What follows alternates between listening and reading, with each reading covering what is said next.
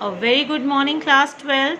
After so long, we are meeting again, and I'm going to describe the poem number 2 of your book. And I hope you all are well, your families are good, you all are doing well, your exams you did well, and now we are again back to studies. Now, today I'm going to start with the poem An Elementary School Classroom in a Slum by Stephen Spender. Slum means an overcrowded urban street inhabited by poor people. So, now let's know something about Stephen Spender. Born in 1909 and died in 1995, was an English poet and English essayist. Spender had keen interest in politics, and so he declared himself as a socialist and pacifist. His work concentrated on themes of social injustice and the class of struggle, means he was aware of the social injustice and trying to do work for it. Now let's read the poem. Far from gusty waves, these children's faces, like rootless weeds, and their hair torn round their pallor.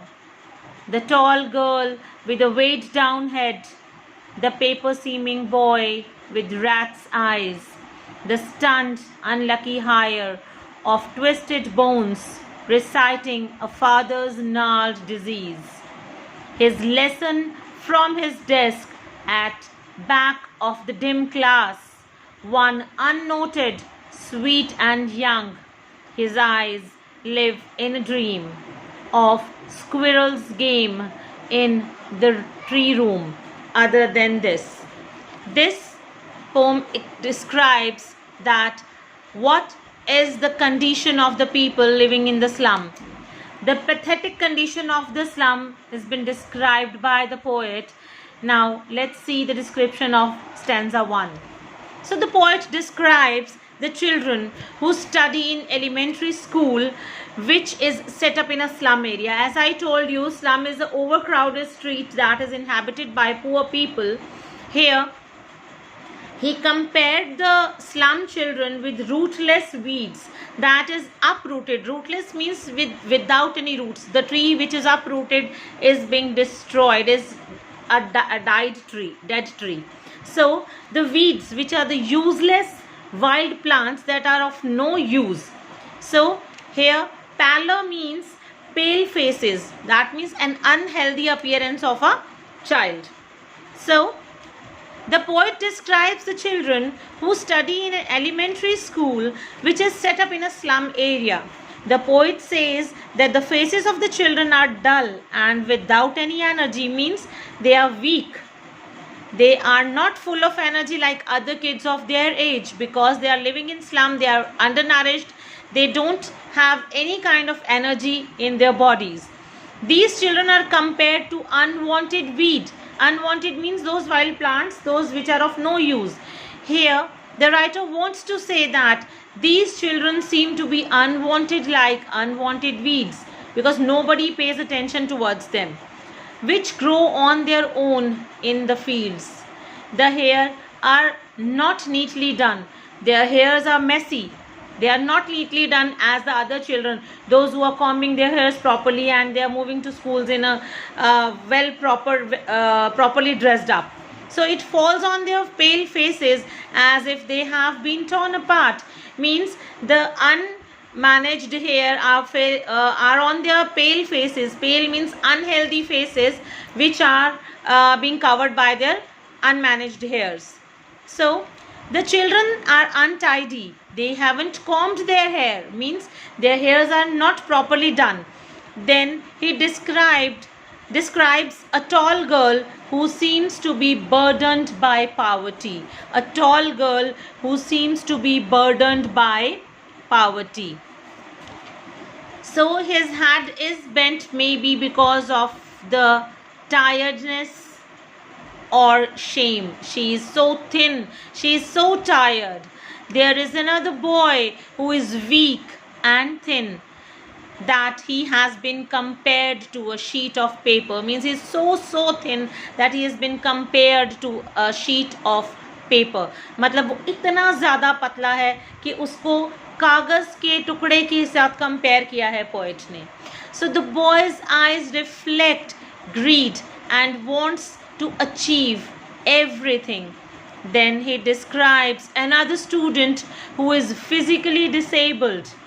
The poet says that this boy is unlucky because he inherited a disease from his father, due to which he has deformed boy. It means that the children in slum are so malnourished. What they are getting from their parents is their diseases. उनकी जो disease, जो उनकी बीमारी वो है, वो inherit करते हैं. Inherit means जो उनको विरासत में मिलती है. That is, then he describes the boy who is physically disabled.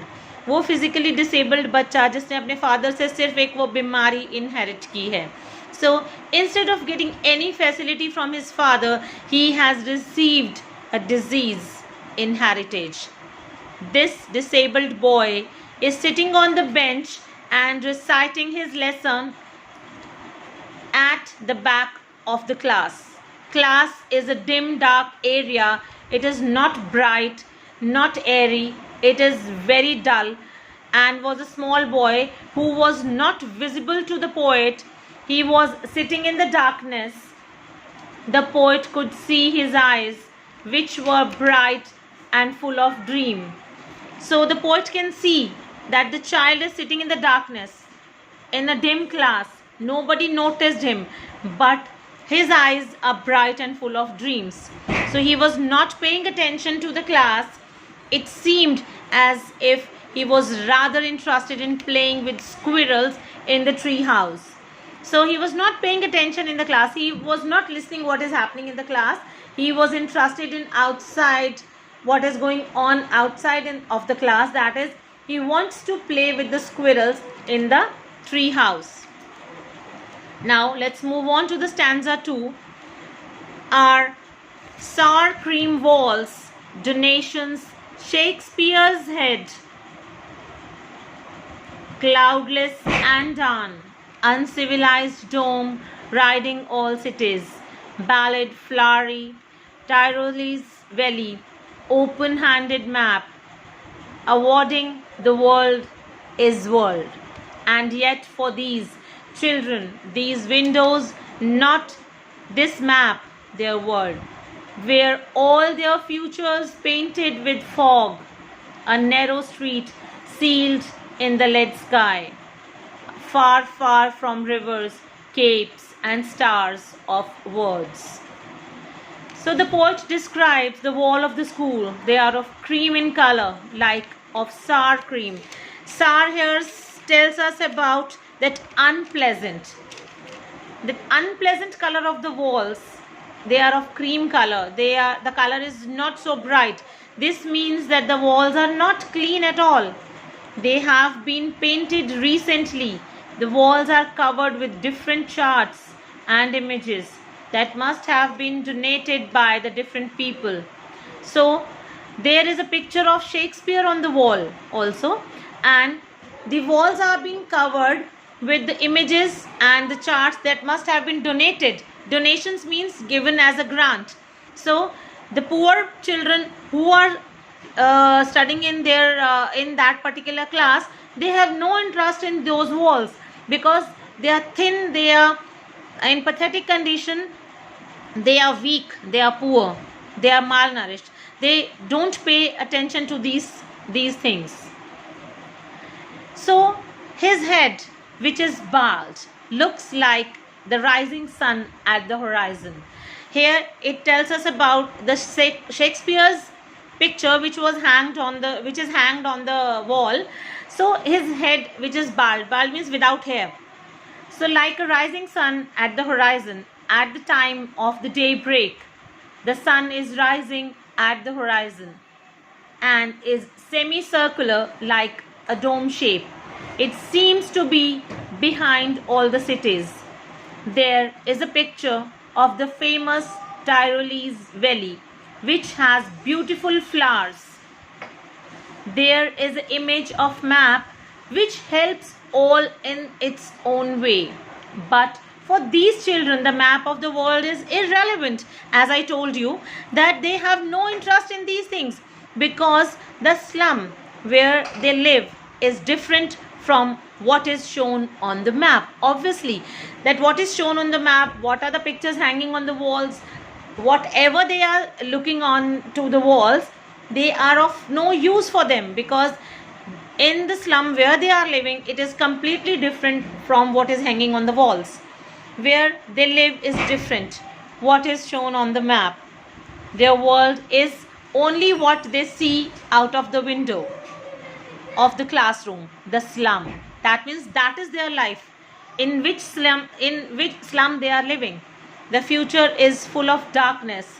Their future is compared to a narrow street, which means that there is no wide scope available for their future growth.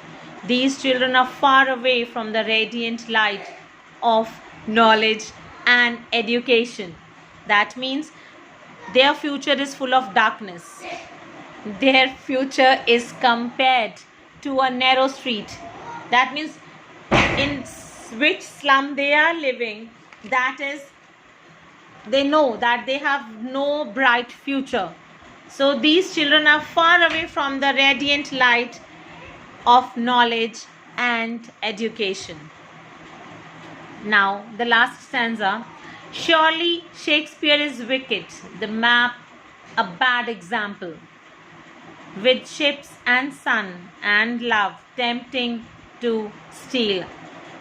For lives they slyly turn in their compared holes, from fog to endless night. On their slag heap these children wear skins prepared through by bones, and spectacles of steel with mended glass, like bottle bits on stone. All their time and space a foggy slum, so blot their maps with slums as big as doom. So the poet further says that these children living in slum area have faced so many hardships that they feel every other person to be their enemy. For them, Shakespeare is an evil man. They don't find the map to be good thing. They were never liked or loved by anyone, because they were living in slum areas. They are neglected. They are they are unnoticed. So for them, Shakespeare is not a good man. He was an evil man, and they don't find the map that is good for nothing for them, because they know that is of no use for them, because they are not going to see those places. So they were never liked and loved by anyone. So therefore they hate almost everyone, just because of their circumstances, just because of they were being extremely poor. So they hate almost everyone just because of their circumstances. Their desire of being loved by other forces from steel. They live in small homes, and they have started adjusting to it, because they live in the slums, narrow streets, small homes. They started adjusting according to that, क्योंकि वो जहाँ रहते हैं उन्होंने वैसा ही जीना सीख लिया है. So their life is going towards an endless night. Their life is an endless night. Means उन्हें कहीं से रोशनी की कोई किरण दिखाई नहीं देती है. So this means that their future is full of darkness. These kids are so thin that one can easily see their bones, the thin layer of the skin. Through the thin layer of the skin, means they are so skinny. Anybody can see their bones inside the body. Their skin is like the thin layer of the cloth, and the bones beneath are visible through the skin. These kids suffer from malnutrition. They wear spectacles which are made of steel. They are cheap and very uncomfortable because they are not able to afford nice spectacles, so they were wearing which are made of steel, that maybe they were making them by their own hands, so they are cheap and pretty uncomfortable. Even the lenses in the spectacles are repaired. The spectacles look like stones which have been repaired with pieces of glass sticking out of them. That see the condition, what a pathetic condition, what are the hardships they are living in. So the poet explains about the poverty, the condition in which they are living. That is really, really heart touching. So here the poet tries to explain that these kids have to face so many hardships in their lives. As these slums are getting bigger, they will destroy the future of these children, and it is very difficult for such kids to escape from them because they are living in those conditions, and that is very difficult for them to survive. So I hope you all must have understood the poem and listen it carefully. Be very particular in listening the chapters. So be careful, take care of yourself, your parents, your grandparents, everybody. Thank you so much for listening, and please, please, please stay at home, stay safe, do your work, complete it. I'm sending you the poem, and tomorrow I will send you the question answers. You are going to note it down in the notebooks, and also I'll be sending you the summary. You are going to write them in your notebooks. Thank you so much. Stay healthy, stay happy, do a lot of hard work, as well as be creative also. Thank you so much.